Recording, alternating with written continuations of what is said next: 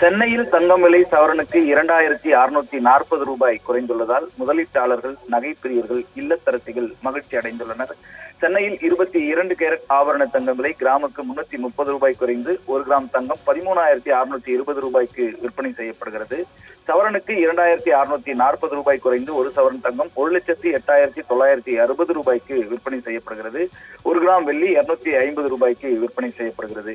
ஈரானுக்கு எதிராக இஸ்ரேல், அமெரிக்க நாடுகள் கடும் தாக்குதல் நடத்தி வருகின்ற சூழலில் போர் உச்சத்தில் இருக்கும் நிலையில் தங்கம் விலை கடந்த ஒரு வாரத்துக்கு மேல் தொடர்ந்து இறங்கு முகத்தில் இருந்து வந்தது. கடந்த 12ஆம் தேதி தங்கம் விலை சவரனுக்கு 1200 ரூபாய் குறைந்து 1 சவரன் தங்கம் 1,20,000 ரூபாய்க்கு கீழ் வந்தது.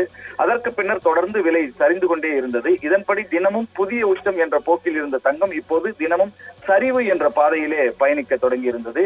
இந்நிலையில் தங்கம் விலை நேற்று சற்று உயர்ந்திருந்தது. நேற்றைய நிலவரப்படி ஆபரண சவரனுக்கு 400 ரூபாயிலிருந்து 1 சவரன் தங்கம் 1,11,600 ரூபாய்க்கும், கிராமுக்கு 50 ரூபாய் உயர்ந்து 1 கிராம் தங்கம் 13,950 ரூபாய்க்கும் விற்பனை செய்யப்பட்டது.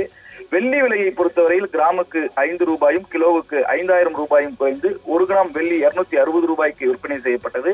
1 கிலோ வெள்ளி 2,60,000 ரூபாய்க்கு விற்பனை செய்யப்பட்டது.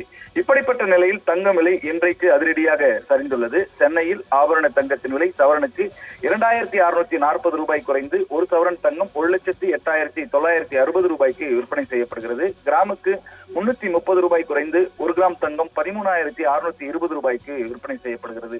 வெள்ளி விலையும் இன்றைக்கு குறைந்துள்ளது. வெள்ளி விலை கிராமுக்கு 10 ரூபாய் குறைந்திருக்கிறது. கிலோவுக்கு 10,000 ரூபாய் குறைந்திருக்கிறது. அதன்படி 1 கிராம் வெள்ளி 250 ரூபாய்க்கும் 1 கிலோ வெள்ளி 2,50,000 ரூபாய்க்கும் விற்பனை செய்யப்படுகிறது.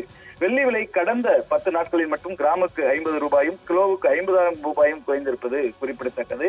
இதனால் தங்கம், வெள்ளி வாங்க இதுவே சரியான நேரம் என்று பொருளாதார நிபுணர்கள், தங்க வியாபாரிகள் தெரிவித்திருக்கிறார்கள்.